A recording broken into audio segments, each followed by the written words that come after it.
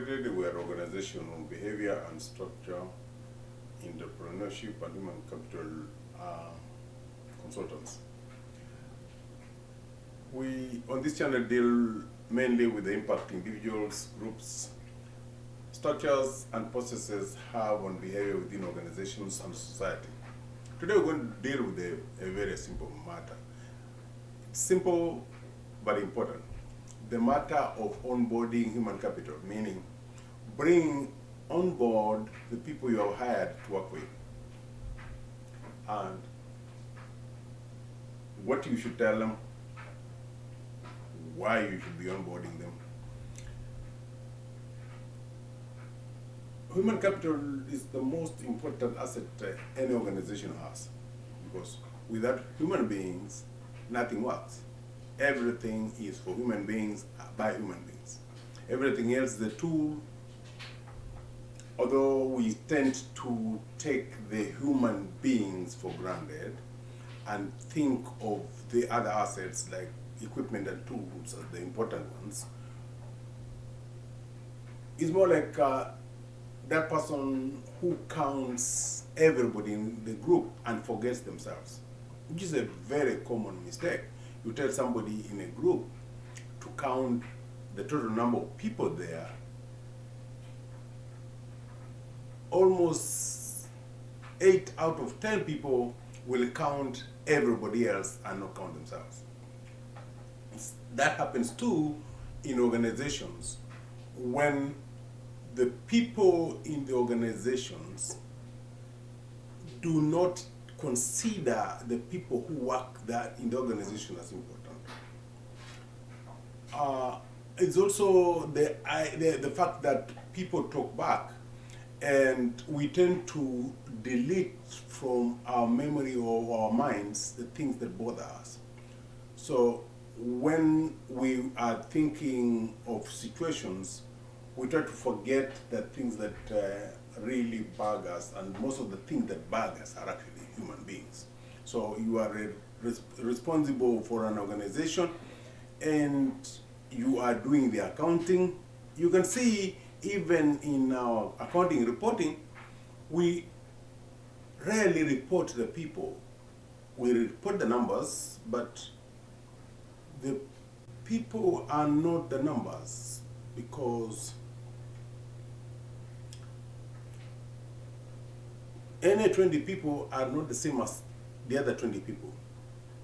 But because of that ability for us to delete the things we don't like to think about, we have perpetually in our accounting systems not accounted for the human beings that work in those organizations.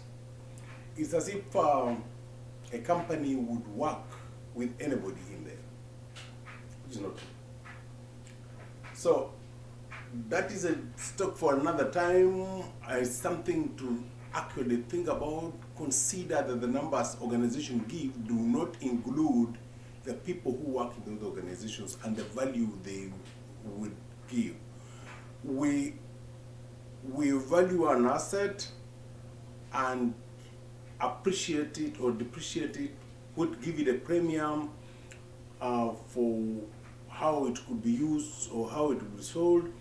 But when we are counting the people in accounts, we just say there are 20 clerks there. We don't put a premium on that one person who does a very good job. We don't do that. We simply don't show it in our books. It's something that we got to change. Because without the people, without specific people, organizations won't be what they are. So when we are onboarding people to an organization, we must remember that people need to belong, and they need to know their place in the organization or in life. So the first thing when you are onboarding people is to show them your organization structure or organograph, and tell them their place in the structure. That shelters them, that anchors them. They know where they belong. And also explain to them how they can rise higher than the place where they are. Give them examples. Socialize them to know where they belong and how they can move from there. After you have given them an understanding of the structure of your organization, you need to explain to them what you do. If you are a health provider, tell them what you do and what you expect them to do, how you expect them to contribute in what you do.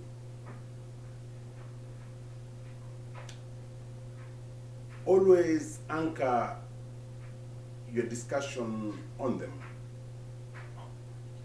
because they are important.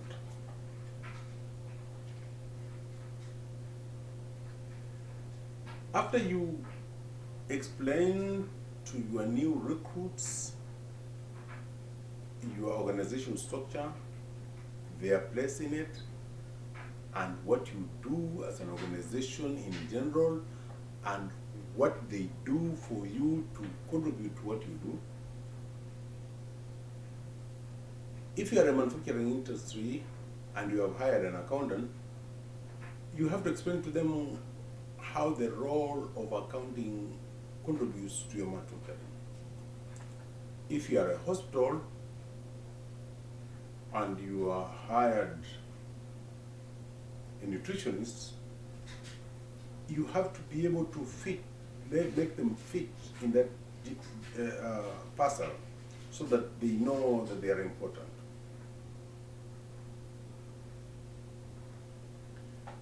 Having taken care of that part, then you go to the wider part. What is your mission?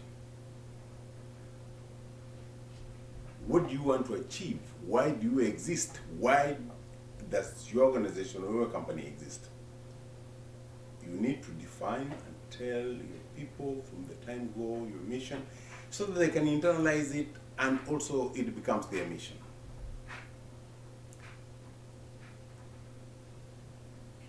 If you don't socialize your human capital to know and understand and buy in your mission, then they will not be able to effectively contribute to your work. People like to be part of something greater. People just don't want to come in, put in hours and get a few dollars and go home. They want to be able to know that they did something or they contributed to something bigger than them. So you give them the mission and explain to them why that mission is important and why everybody in the organization has bought into it. After you explain to them the mission, you tell them where you see yourself in the short term and in the long term, your vision. So that they can also fit their vision within your vision.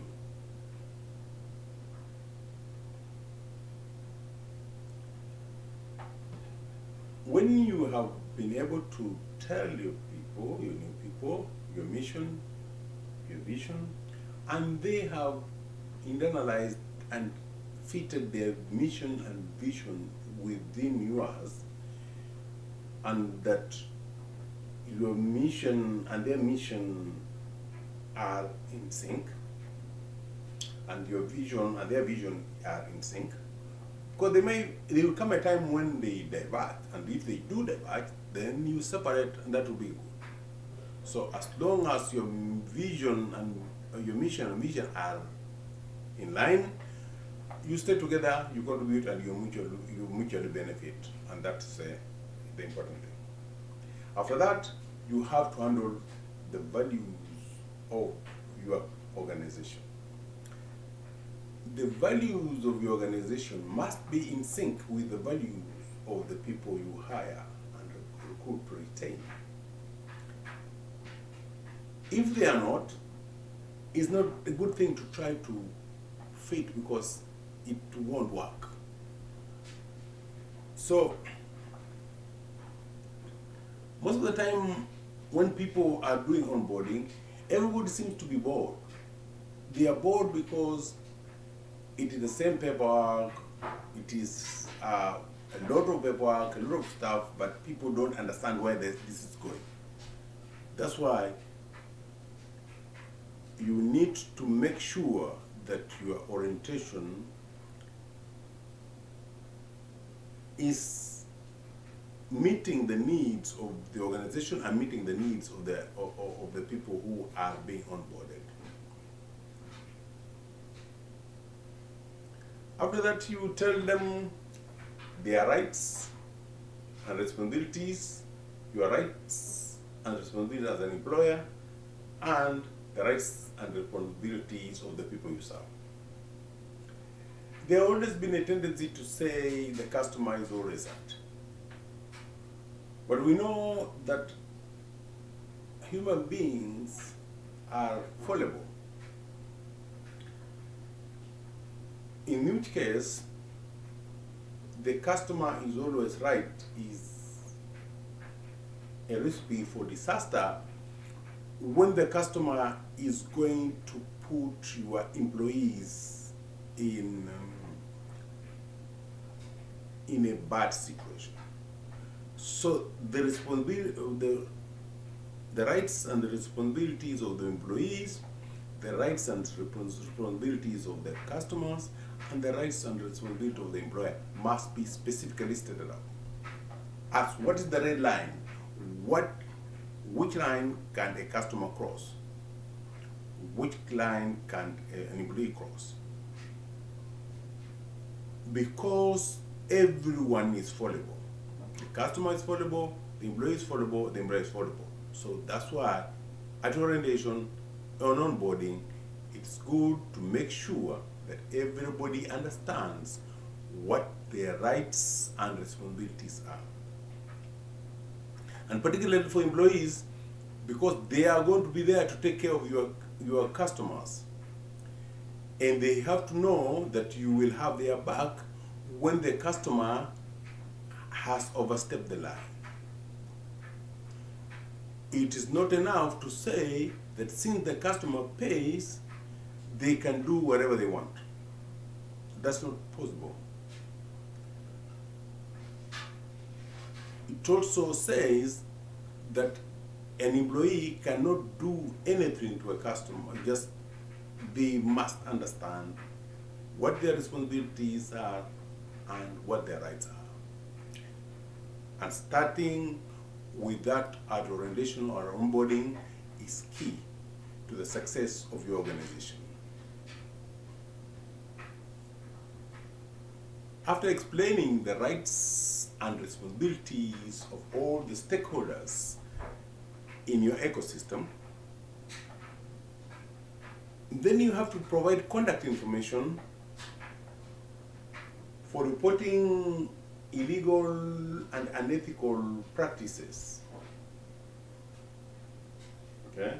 If you're going to give somebody a right, then they have to be able to raise complaints and grievances, okay,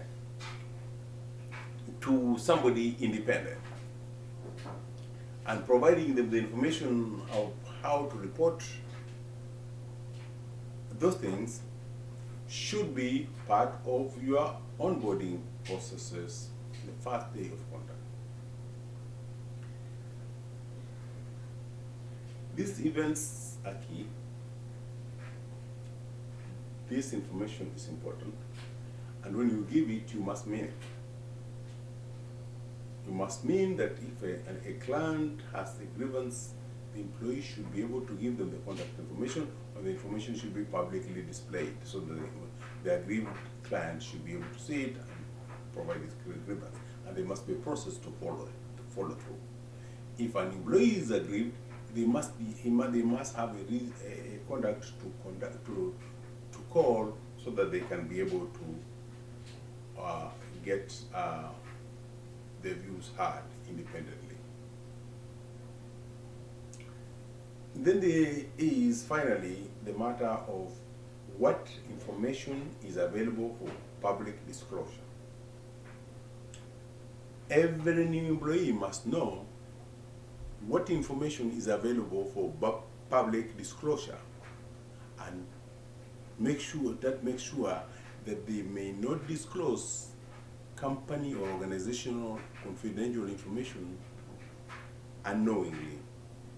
You must have a list of public disclosures and where they are, whether they will be on your website, publicly displayed in your offices, or are being carried by the employee themselves. So those are key things on onboarding employees that you need to provide so that the employees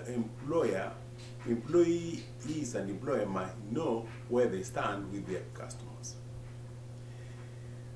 This was a short video on onboarding, on what needs to be done, provided on onboarding practices or exercises when you have hired new employees, to make sure that they be able to provide value and feel appreciated and protected. Again, this is Dr. David Frederick Amakobe from African Wood Incorporated. We are an organization of behavior and structure, entrepreneurship and human capital consultants.